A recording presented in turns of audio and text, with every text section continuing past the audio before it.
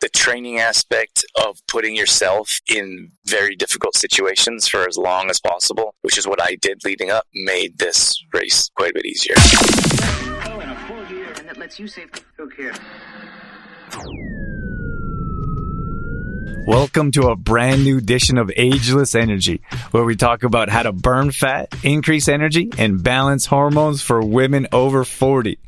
Over the past 20 years as a performance coach, I've worked with hundreds of women that have the exact same struggles you do. I hope to shine some light with this podcast on what can be the most challenging time of your life and let you know there is hope to find success with your health and what you're looking for. Please share and enjoy.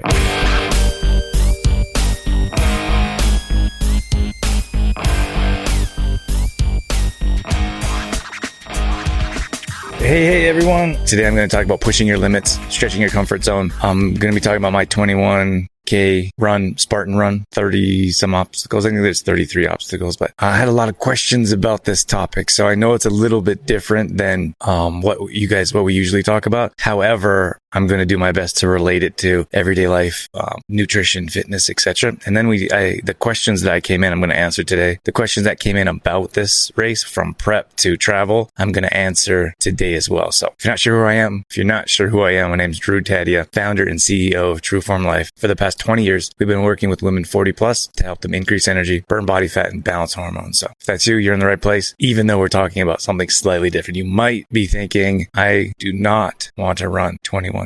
And that is perfectly okay. You don't have to. That's not what I'm going to be talking about. So if you're not sure, I've been talking about Spartan runs.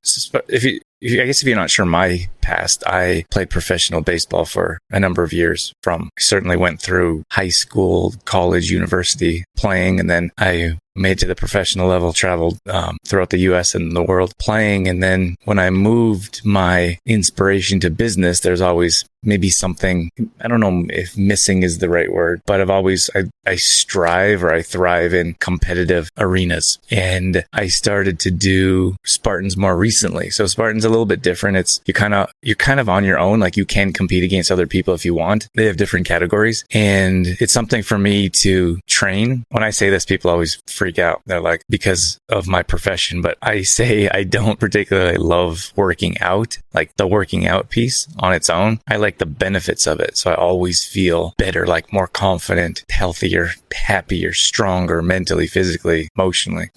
All the benefits that come along with exercise, I appreciate more than the actual exercise. So when it comes to working out in particular, I think we all need something to work towards or strive towards, including myself. And for me, it's at this point in my life, it's Spartans. That's what I'm training for, because we enjoy the travel aspect of it as a family. And then we also enjoy the challenge. It's certainly a challenge mentally and physically. And that's something that gives me a reason to wake up and exercise, especially when I don't want to. So hopefully you can take that and use it in your own life in some way. So I wouldn't suggest everyone should choose running, choose Spartans, whatever it is. Like, you need to find something that wakes you up and pushes you through challenging times, especially when you're not motivated to working out. And again, for me, that was a Spartan. So this is my second 21K. I did one in Arizona. I don't know if I actually talked about it, but that was super emotional, because that was the first time through a horrible chronic back pain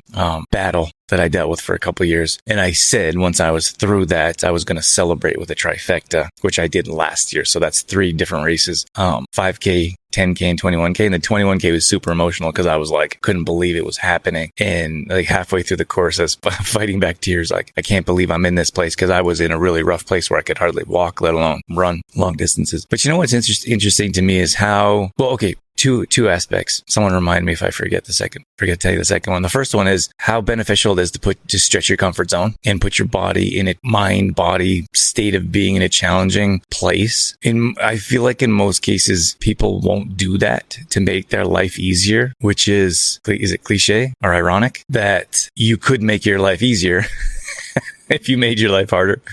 But like, if I consider like an ice bath, for example, most people won't even consider it. You could bring it up and they'd instantly say, not interested, like no chance. And that's just an easy one for me. There's a dozen different things. Like most people won't have a difficult conversation, right? Even though that difficult conversation would be life changing. It would reduce stress. It would improve your situation at work or at home, family, whatever it is. Most people still won't have that conversation. So when I look at putting myself in a challenging place to make other areas of my life easier, it just makes so much sense. And it really does. So if I think back of the challenging things that I've done, I think to myself, what else have I done challenging that would help me get through this place in my life? And that's different for everyone. Like everyone has different challenges. We all go through struggles. That's life. That's being human. I don't think life was meant to be easy, but we're only looking for, like most of us, we're only looking for things that are, how do you say, like pampering. Like we love the pampering aspect, right? We seek out things that make life easier. But what if you were to consider the opposite? Like what if you actually were to seek out challenging things in your life, and that would make everything way easier?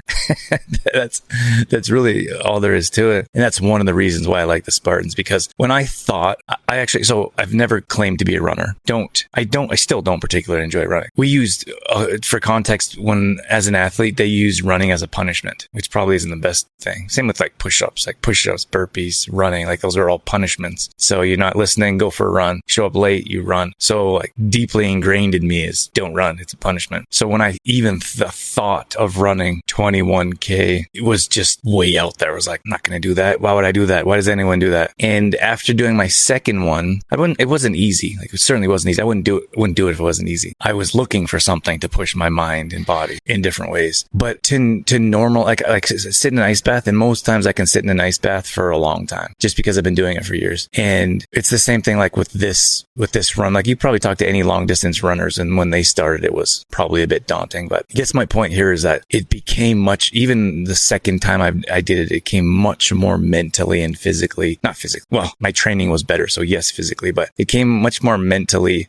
prepared by doing it once and then a second time. And then you probably do 3 or 4. And I think I don't know what the statistic is. I don't know if Brianne, if you're watching, but there's some type of running statistic, like a very small percentage of the world will ever run a marathon or ever run a half marathon. And then even smaller, of course, that will run a full marathon. And then you only do a handful and you become an expert, and you can talk about it like, you know what you're talking about. Like me right now, don't know what I'm talking about for the running aspect. But I just wanted to share with you that if you continually put yourself in uncomfortable situations, it becomes easier. Not only does life become easier, but those similar situations become easier. So when I'm talking to our clients, for example, or our members, some of them will say, I'm stressed out about this. So why are we talking about stress? Because cortisol levels are increased and they're not able to burn body fat because their whole being is in this fight or flight stressful state that's holding on to everything, including body fat. So I say, okay, well, having this difficult conversation that's creating all that stress is something that you probably need to do. And they're like, so some people will do it. Those ones that are very coachable, and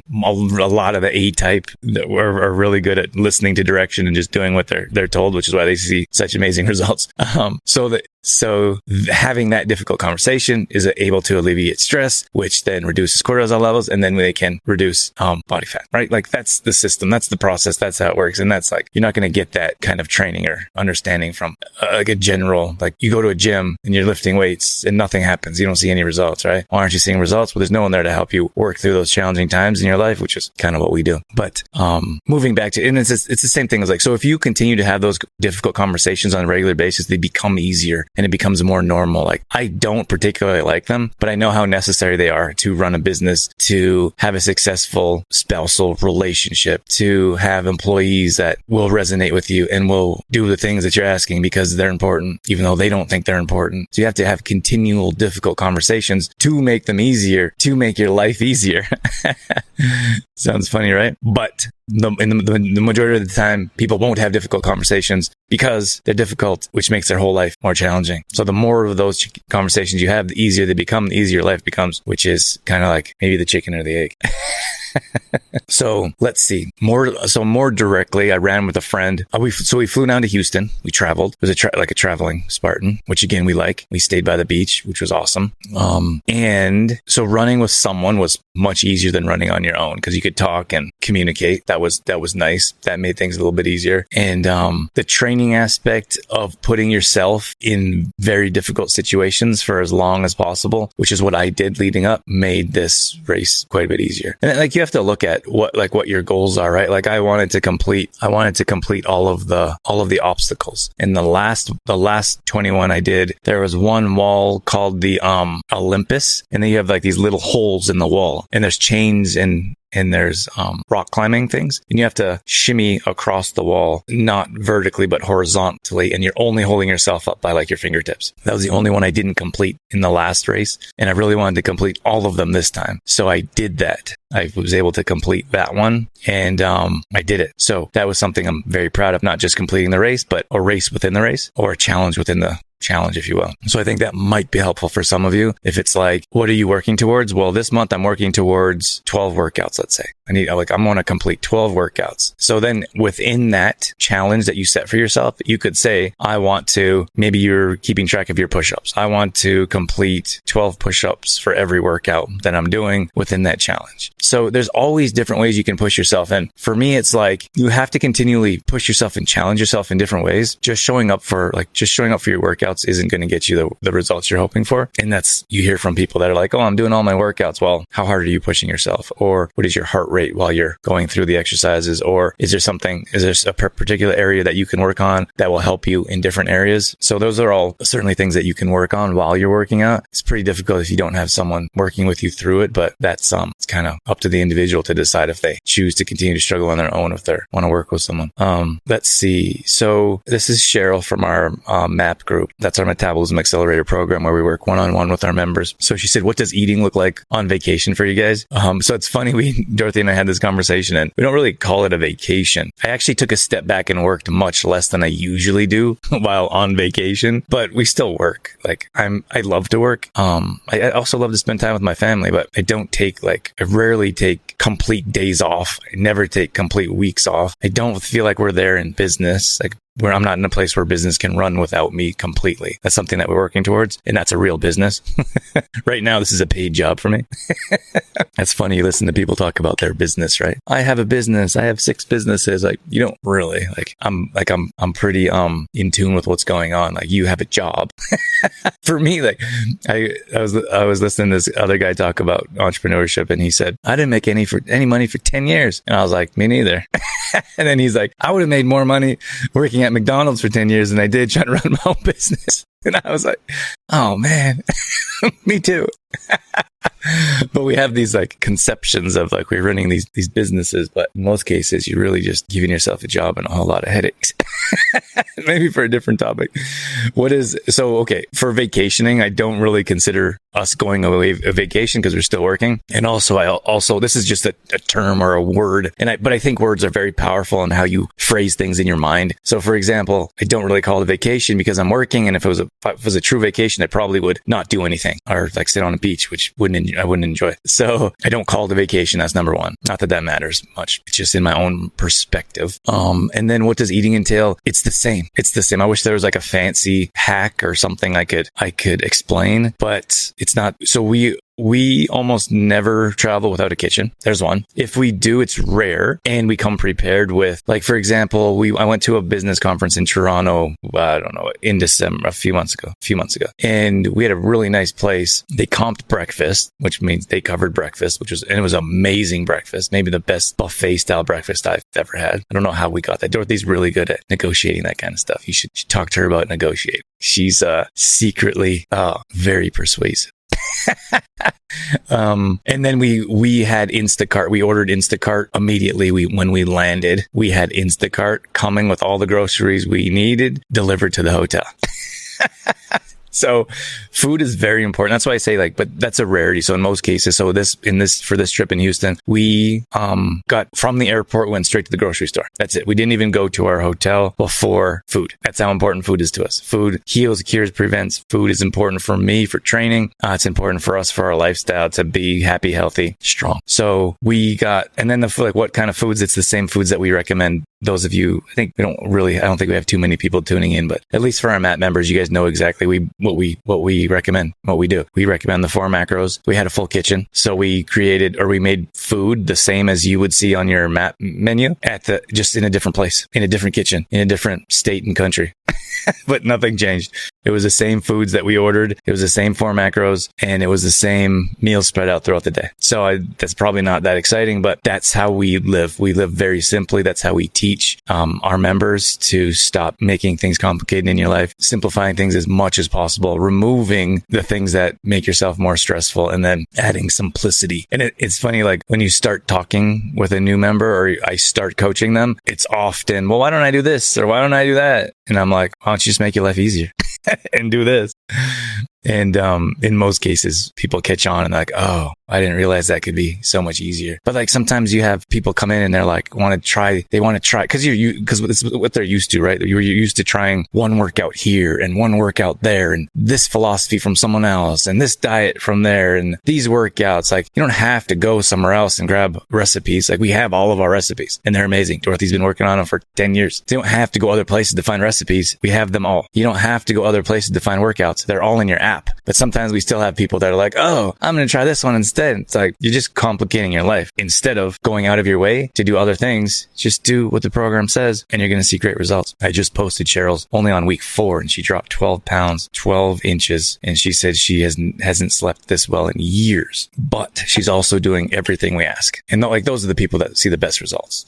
That's all there is to it. They do the workouts. They follow the meal plans. They show up to coaching calls because you have to follow mindset as well. It's not just those people that do it's not just right. So the 3 main things we ask, we create recipes for you. We create meal plans for you. That's 33% of basically of the program. Besides, we do a lot of little things we meet at runs or races. We do workshops, but that's part of the coaching, right? So coaching, booking your calls. So there's coaching and then there's the meal plan that we follow. And then there's the workouts. And it's not just grab any random workout. We have every 6 weeks, we change it. You have an off week, etc. These are the deliverables that are features that maybe people aren't really interested. Most people just want to know the benefits. But I'm telling you, for example, how Cheryl saw such great results in a short amount of time is because she's doing the 3 things. So that's 99%, 99.9%, right, of the program. So sometimes people will come in and they'll just do 2, right? They'll do 2 of the 3 things that we ask. And so now that instantly drops to 66%. So you're almost following our program only halfway. So you're going to see half the results as someone that comes in and does everything and they are showing maximum results because they're putting maximum effort and they're following maximum amount of the program.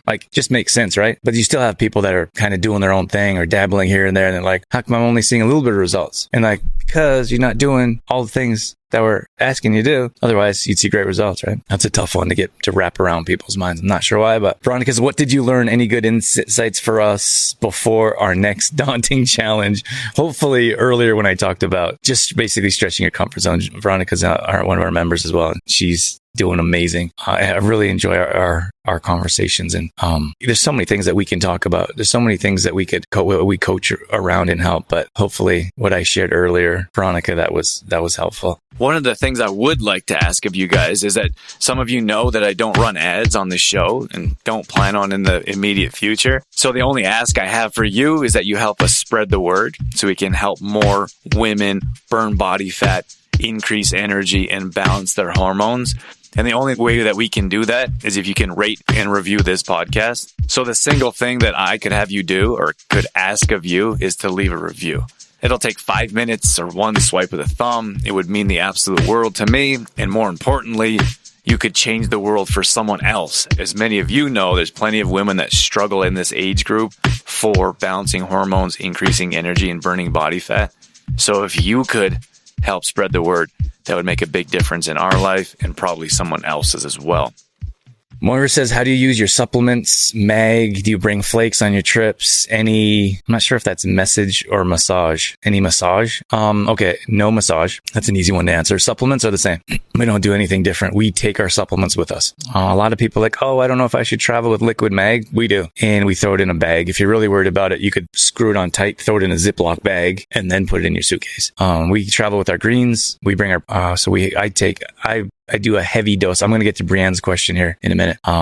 Protein. We travel with our protein. We don't have any problems taking our supplements. It's like a big concern for a lot of people. Maybe traveling within Canada and they just have carry-on bags. I get that with the liquid, but there's still like this fear of traveling with their supplements like you're doing something wrong. Like they're natural supplements. There's nothing wrong with them. But you know, the other thing is like most people, they won't, I'm not saying you should. I'm just saying most people won't even consider leaving their home without their pharmaceuticals, right? Or their prescriptions. But when it comes to supplements, it's like, should I take that? I think you'd have a much harder time traveling with medication than supplements, but I don't know. It's not my bag. I don't know much about that stuff. But I guess we wouldn't take like MCT oil. So if I'm looking at our shipping house right now, we take magnesium bath flakes because I bath before and after any big race with them. So this is in part to help Brienne's question. So magnesium bath flakes come with us. Both spirulina and chlorella come with us. Those are a non-negotiable, especially for a long race like this to fuel properly. Protein powder's got to come. No question about that. Our liquid mag comes. No question about that. And then you can consider, I don't bring like a gel or a spray. You could if you need it. I would use gel and spray when I have extra pain, but I don't, which is nice. So yeah, it's pretty simple. We pretty much do almost the exact same thing when we're away as we're at home. That's how we live. Like, because we travel quite a bit. Like we used to travel more, but our little guy, like our toddler, he's been on over a dozen flights, I think, maybe 20 flights. I don't know. I feel like that's a lot in 3 years, but we travel a lot. So we don't want to change our lifestyle every time we jump on a plane or anytime we drive across provinces or states or state lines. Like, everything is very, very similar. So again, I don't know if that's fancy or, what you're looking for, but simplicity wins. And then Brienne, I think my answer is going to be the same here for Brienne. What's your recovery after something like a Spartan while you're away from home? My hubby has run marathons in Victoria and the States, and I can't help but think his recovery was hindered by not having all the, that's a fancy word, amenities. I don't know why that's a tough word for me to read. And things are normal we have at home. Tub with mag flakes, proper kitchen, massage gun, roller, stick, mag spray, massage, chiro, all the things. Instead, he recovers slightly, and we see sightseeing if he's not out. Looking for a better routine while we're away. Yeah. Again, I have a very simple answer. I bring my massage gun with me. We have a small roller and a small stick. They all go in the suitcase. Those can even go on carry-ons. Like I have a small cork roller that can fit in my carry-on bag. So doesn't change. I bring bath flakes, and she said proper kitchen with staple foods. So I guess I answered all this. So you almost always stay with the kitchen. If not, when we didn't, we ordered all the food that we needed. So we ordered salads that you could mix up. We ordered protein bars, pepperoni sticks, cheese, and you probably have to eat out a bit more. Like I said, we had our breakfast comped, so like breakfast at the hotel was amazing. So that was pretty cool. You might have to eat out. Sometimes we eat out once, not every night. We're not really fans of that. We don't enjoy it, but I think we ate out twice out of 4 days that we were away for supper. Otherwise, we would pick something simple, like a made like rotisserie chicken. I don't know how in depth you want me to get, but my recovery was fantastic. My first recovery. So when I did my first couple Spartans, not first, like I've done them in years past, but more recently when I kind of first started going again. This was last summer. I did a 5K and a 10K back to back. So 10K first and then 5K the next, and I could hardly walk. I was in a whole lot of pain. Probably pushed myself more than I should have, and I didn't train because I didn't train properly because I didn't know how strenuous it was going to be. So I was in a lot of pain for probably a week. Things changed a lot. So I've ran a few of these since, and my recovery was really good in Arizona after I did my first 21K, and then this is my second one. I just got a flash. I was like, I wonder in a few years if I'm going to be talking about like, this is my 10th or 15th. Who knows? My last little point here is that for recovery, I was fine. Like recovery, I took one day off, but I did mag flake bath. Food is super important for recovery, getting all my meals in, all the supplements, very important, which we took everything. And then I took one day off. The next day I was in the gym, did a full workout in like the hotel gym. And then the day after that, I ran for a half hour just on the beach. I was 100%. So it really depends like in your prep and training. I think that makes a big difference. How prepped you are before the race, and then what you do after. Sometimes like it's like, maybe this is judgment. I want to say no judgment, but it's mind boggling to me how many people like they just want to have pizza and burgers and fries after to like celebrate, right? It's not really my thing. Like I would rather celebrate with an ice bath and a nice salad with my family on the beach, which is what we did. Right. In the hotels, you can have ice baths, which is what I do. I fill garbage cans full of ice. Instead of like a little ice bucket, I fill garbage cans of ice and I throw them in the bathtub and I'll sit in there. I do that both for pre and post. So I think a lot of people only do that for recovery, but I want my muscles to be strong and healthy and ready for the challenge. I don't do that right before. I'll do that a day or two before. And then the ice bath as soon as possible after to reduce that inflammation. Other than that, nothing changes for us. Like I was a little bit sore the next day, and the day after I was 100%. Like I could have, well, actually, maybe I shouldn't say that. Maybe that's not fair. I'm not like superhuman. I did the half hour run 2 days later and my legs were a little bit heavy. There's a lot of blood in there, right? Like everything needs to be flushed out, and you can consider going through like a little detox if you want, but we got right back at it with supplements. When I was running, so the day before the run, I try to drink a gallon of water, which is very challenging. A lot of times people are like, oh, I drink a gallon of water every day. And I'm like, do ya? It's a tough one for me it's just really hard. You're chugging water all day and you're peeing all day. So, and that's really hard on the road. But I did that. And then you're up a little bit peeing at night. It's a lot of water. So I drink a gallon of water before my run to help with any type of dehydration. And then I load up on greens. Like I take at least 2 times, maybe 3 times the amount of greens the day before my race days. And then the day of, I take throughout the race. So I'm taking greens throughout. If Dorothy's there, she'll give me greens. I had a pocket full of greens. I'm popping greens the whole way. And then after, for that detoxing part I told you about, like to flush out lactic acid, I double up on. I probably have more spirulina before or during, and then I have more chlorella after for the detoxing benefits. And then it also helps with the immune system. So your immune system, I do feel my immune system's a little bit run down after pushing your body to that extent. So at any rate, hopefully that helps. If you need any supplements or need any coaching support, shoot us a message and we're happy to help. Have a great day, everyone.